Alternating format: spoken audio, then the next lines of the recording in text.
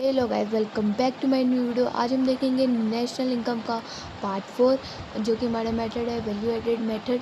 ठीक है, value added method हमारा लास्ट टॉपिक था, तो हम जरूरी नहीं है कि बस मेथड करके छोड़ दे, क्वेश्चन प्रैक्टिस भी करेंगे अगले वीडियो में मोस्ट इंपॉर्टेंट क्वेश्चन का। तो चलिए वीडियो को शुरू करते हैं। तो देखो, पहले हम एग्जाम्पल से समझेंगे। तो मान लो फार्मर है, उसने 100 रुपये का वो शीट खरीदा और 500 रुपये में बेच दिया, और 500 रुपये का गेहूँ बेच दिया। मतलब 100 रुपये का मान लो उसने सीड बनाया, खरीदा, और 500 रुपये में उसने क्या बेच दिया, गेहूँ मिल वाले को। ठीक है, अब मिल वाले ने क्या किया, 500 रुपये में ख़रीद लिया। अब उसने 500 से 800 रुपये में बेच दिया, क्या आटा बेच दिया उसने। ठीक है, अब बेकरी वाले ने क्या किया, उसने उसे 800 में बेचा। अब इसने 800 से 1000 रुपये में ब्रेड बना के बेच दिया। अब शॉपकीपर ने क्या किया, उससे 1000 रुपये में ख़रीदा, 1200 में बेच दिया। तो इससे देखो क्या समझ आ रहा है आपको, ये हो गया वैल्यू ऑफ आउटपुट। यानी मैंने हर एक अलग अलग जब मैंने बेचा तो कितने आउटपुट आ रहे हैं, ये हो गया इंटरमीडिएट कंजम्पशन। यानी मैंने 100 से 500 किए, और ये हमारे क्या हुआ, एक्सपेंडिचर हो रहे हैं ना, मतलब खर्च कर रहे हैं हम मैंने ख़रीदने से पहले कितना खर्चा किया, और वैल्यू ऑफ आउटपुट मैंने कितने में बेचा, वैल्यू एडिशन हुआ। तो देखो बेसिकली ये खर्चा है और हमने कितने का बेचा, तो ये वैल्यू ऑफ आउटपुट। अब हम देखेंगे कि वैल्यू एडिशन कितने का हुआ। 100 से मैंने 500 का बेचा, तो कितने का एडिशन हुआ, 400, 500 माइनस 100। तो देखो ये सब हमारा एडिशन हुआ, वैल्यू एडिशन, और फिर मैंने इसको ऐड कर दिया। तो बेसिकली हमने वैल्यू एडिशन कैसे निकाला, आउटपुट में से इंटरमीडिएट कंजम्पशन माइनस कर दिया। अब देखो हर एक मेथड से अब हम देखेंगे निकलता क्या क्या। इनकम मेथड से हमारा निकलता है NDPFC। ठीक है, NDPFC, और इसका फुल फॉर्म बता देना NDPFC का। और एक्सपेंडिचर मेथड और वैल्यू एडेड मेथड से सेम चीज़ निकलता है GDPMP। वैल्यू एडेड मेथड को हम GVAMP भी कहते हैं, क्योंकि gross value added method market price. चलो अब हम क्वेश्चन पे चलते हैं, उससे पहले हम फॉर्मूला डिराइव कर लेते हैं। वैल्यू ऑफ एडिशन हमने कैसे निकाला, वैल्यू ऑफ आउटपुट में से इंटरमीडिएट कंजम्पशन माइनस कर दिया, यानी जितने भी आउटपुट थे और जो भी हमने खर्च किए उससे माइनस कर दिया। और वैल्यू ऑफ आउटपुट के 3 कंपोनेंट हैं। कंपोनेंट कौन कौन से हैं, सेल्स और change in stock, production for self consumption. यानी ये तीनों के ऐड करके तब हमारा वैल्यू ऑफ आउटपुट आएगा। क्या क्या चीज़ था, sale, change in stock and production for self consumption. ठीक है, प्रोडक्शन फॉर अगर मान लो कुछ और आ गया तो आप ऐड नहीं करना।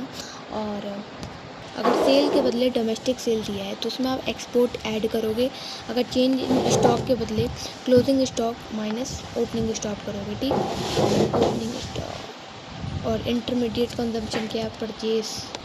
भाई तो हमें निकालना है value added method form A और फॉर्म B का। तो बस अलग अलग लिख लो और फॉर्मूला लगा दो। वैल्यू एडेड का क्या था, value of output minus intermediate consumption. और जो A का है वो A के पास लिख दो, B का है B के पास लिख दो। तो देखो पहले हम A का निकालेंगे। तो A का डोमेस्टिक सेल दिया है, डोमेस्टिक सेल में हम क्या ऐड करते हैं, एक्सपोर्ट। तो एक्सपोर्ट हमने ऐड कर दिया, और वो तो दिया नहीं है एक चेंज इन स्टॉक, तो उसको रहने दो। और इंटरमीडिएट कंजम्पशन माइनस करना है, तो इंटरमीडिएट कंजम्पशन वही परचेज ऑफ फॉर्म है। बस वैल्यू पुटिंग करके आप आंसर निकाल लेना। और फॉर्म B के लिए देखो, फॉर्म B के लिए डायरेक्टली दिया है sale of B minus purchase, तो बस माइनस करके आंसर निकाल देना। अगला क्वेश्चन आप खुद से करो ट्राई। तो इसमें हमें निकालना है NVAFC। तो हमें पता है कि नेट वैल्यू एडेड सेट से तो हमारा GDPMP आता है, तो हम कोई नहीं कन्वर्ट कर सकते हैं NVAFC। हमने फर्स्ट वीडियो में देखा था। इससे आपको, इसलिए मैंने बोला है आपको कि नेशनल इनकम का वीडियो ज़रूर देखना। ठीक है, वो बेसिक है इस वीडियो के लिए। तो चलिए स्टार्ट करते हैं इसका निकालना। पहले हमें NDPFC निकालेंगे। तो क्या क्या दिया है पहले तो देखो, सेल दिया है, हाँ सेल, और इंक्रीज़ इन अनसोल्ड स्टॉक, यानी क्लोजिंग स्टॉक बढ़ा हुआ है। सेल, इंक्रीज इन स्टॉक, और क्या दिया है,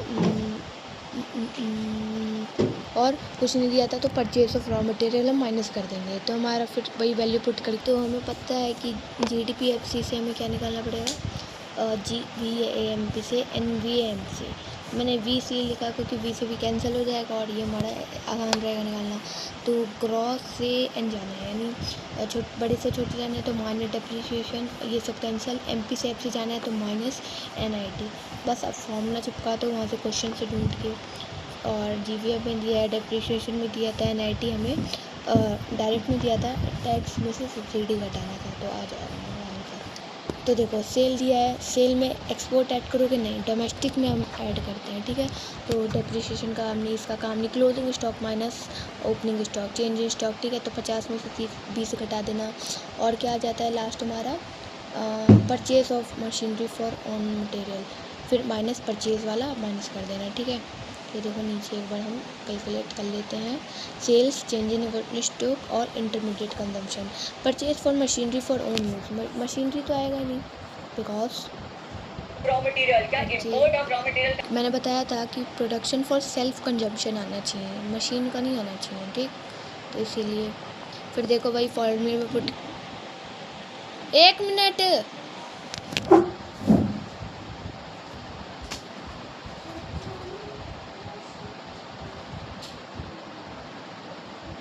मम्मा